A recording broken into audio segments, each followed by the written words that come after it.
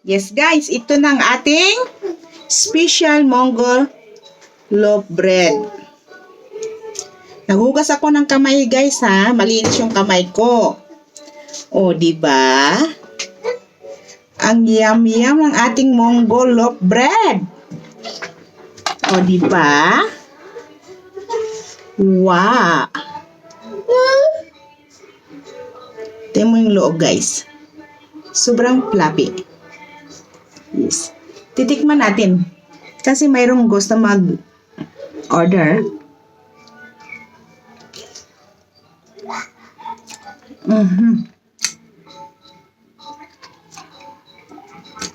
Ang yum! Kailangan yung munggo nyo durugin nyo mabuti para mas mayami siya.